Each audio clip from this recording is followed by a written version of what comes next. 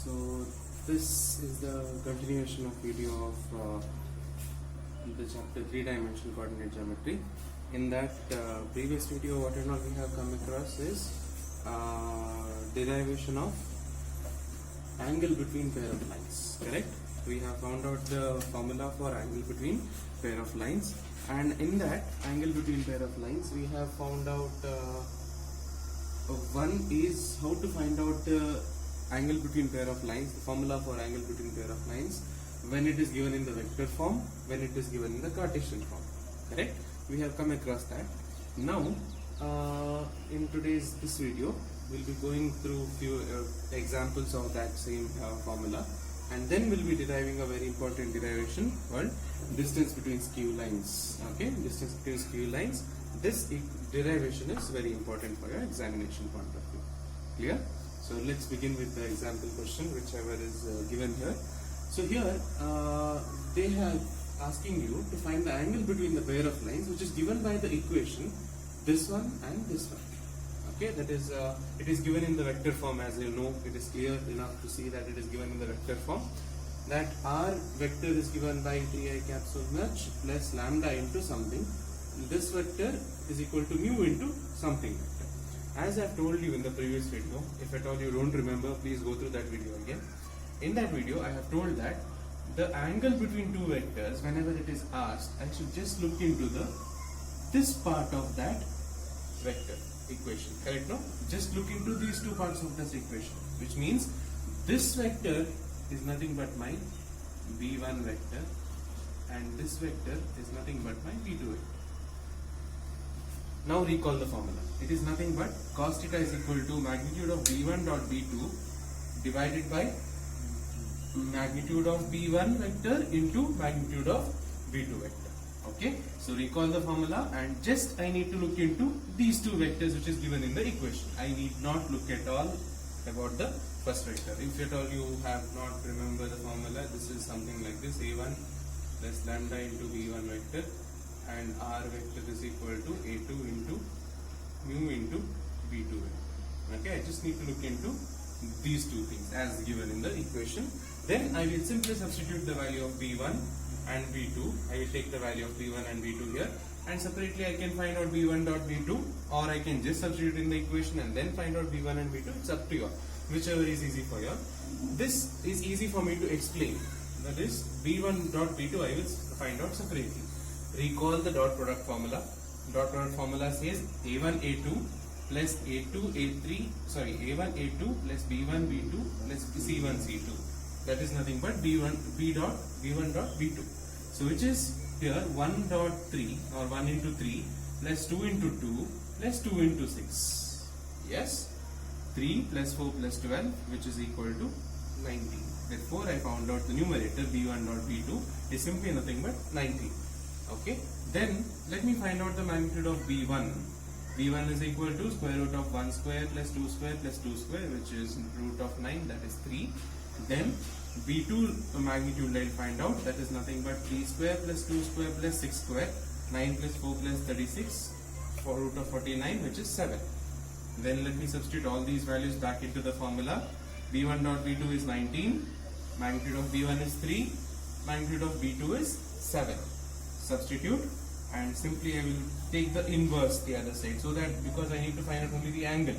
So angle theta is equal to cos inverse of 19 by 7 into 3, that is 21. So this is my answer. Okay, it's a simple, and once if you solve one type of problem, it is easy for you to solve any number of problems based on this.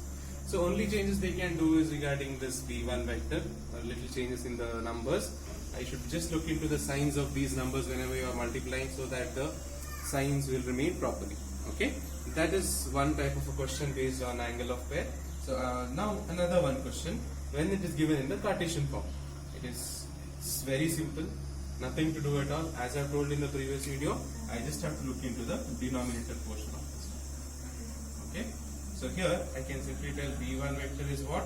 It is 3i cap plus 5j cap plus 4k cap.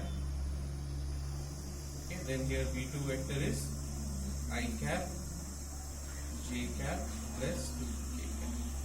That's it. Okay. this one vector b1 and b2, then it will be simply substituting in the same formula. So just it is given in the different form. You just look into the equations, find out b1 and b2. After that, substitute in the same formula. The procedure will follow exactly as same as the previous one. One thing you need to look into this one, in the Cartesian form whenever it is given, or maybe in the vector form also whenever it is given, whether it is of this form. This is vector form, whether it is correctly in that form. If it is not in that form, bring it to this form first. Then find out what is b1 and b2. Okay? Just in case telling this simply like randomly they have given some vector after multiplied with lambda and all that. That time this will be not in this form. A given equation will not be in that form. So you should find out, or you should get the equation into this form and then find out what is b1, b2. Then find out these things and substitute in the formula. Now in the same thing, this also, here also they can do the same way. Maybe in some way they can put some number here, some z or something can be put up here. We'll come across the problems when it is there. When it is not in the standard form, the given equation is not in the standard form of equation. So convert it into the standard form of equation, then find out b1, b2, then substitute in the formula. Okay, this one thing you need to keep it in mind. That is about the example problems of angle between parabolas. So the next thing you need to know about something called as a skew lines. Okay, till now you have come across something as parallel lines. So parallel lines are nothing but two lines which never intersect. Simple words, two lines which never intersect, an angle between them is 0. Something completely parallel, and those two lines will be on the same plane, isn't it? Simple parallel lines I think. These two are parallel lines, they are on the same plane. Now what if I tell two vectors, two lines who are non-parallel also, non-intersecting also? Okay, this will contradict my definition of parallel lines, which means parallel lines told me that the lines which do not intersect are parallel. Now I am telling that the lines are not intersecting also and they are not parallel also, which means there should be a new thing that is called as a skew lines. This I'll give you an idea. Imagine your room wherever you are sitting. Okay, wherever you are sitting, that is as a 3-dimensional system you imagine. So the bottom or row on bottom, just imagine this wall over there. Okay, I'll name this wall's endpoints as B and T. Okay, like this, something like this over here. Similarly, imagine this one here, A, B, E, D. A, B, E, D is the wall which you are sitting. This is A, B, E, D. A, B, E and D, the corners of this wall, A, B, E, D. Okay, then the roof, let me imagine. Look at the roof. Roof, I will take it as a D, E, F, G. Okay, D, E, F, G. This one here, D, E, F, G, like that it is. Imagine your roof, imagine your room itself, whichever you are sitting in. So I am looking into the wall and the ceiling. Okay, wall and the ceiling. You can look into wall and the ground as well, whichever is convenient for you. So this one, I'll imagine a line joining that corner to this corner. That is my D corner to B corner. Okay, in the room of the wall, a line is joining something like this. Okay, from here to here.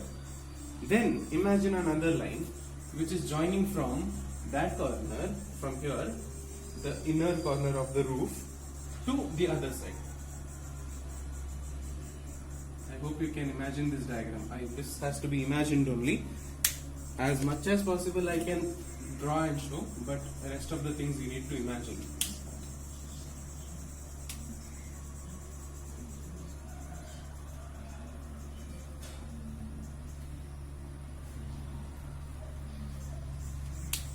I hope you can imagine.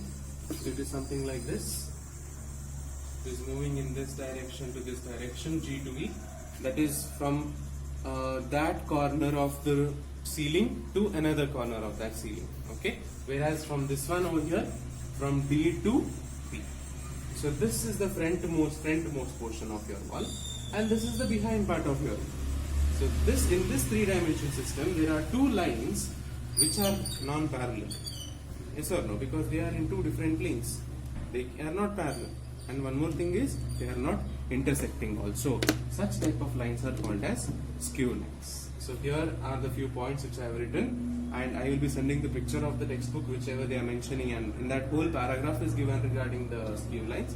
Go through that and frame known points of something like this. So here they are lines that are neither intersecting nor parallel are called as skew lines, and these lines are non-coplanar. That means they do not lie on the same plane. Yes sir, these two lines are on the completely two different plane, the wall and the ceiling. So that's why these are non-coplanar lines. And the shortest distance between the two skew lines will be perpendicular to both the lines. Obviously, shortest distance between any lines if I imagine, shortest distance between me and the wall is also nothing but the perpendicular drawn from me to that one. Yes sir.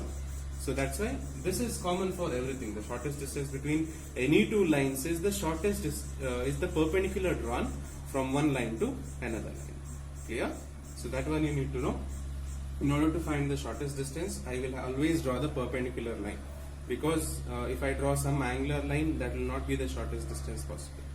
Yes, you all can imagine this and think over this topic, that saying that the shortest distance between any two lines, not only the skew lines, will be always perpendicular to both the lines. Clear? So it is something like I want you to try this out. Take two pens, tie a knot to this pen like a rope, and suspend it freely. Okay, like that, simply like this. They will be simply going like that. Yes or no? You might have seen some decorative item in your house, something like this. It will be like one over the other or something. That one will be moving left side and this side. So this, whatever is the rope which you tied, this distance is nothing but the shortest distance, since that rope is perpendicular to each other. If you tie it from this corner to this corner, this would be hanging like this. Clear? So as when it is something like this, then it is nothing but the shortest distance possible. So that is what they are explaining over here. The shortest distance between two skew lines is always perpendicular to both the lines. Clear? So just go through these, and I send this a picture of the textbook. Go through the textbook points and prepare a proper notes on this one. Okay.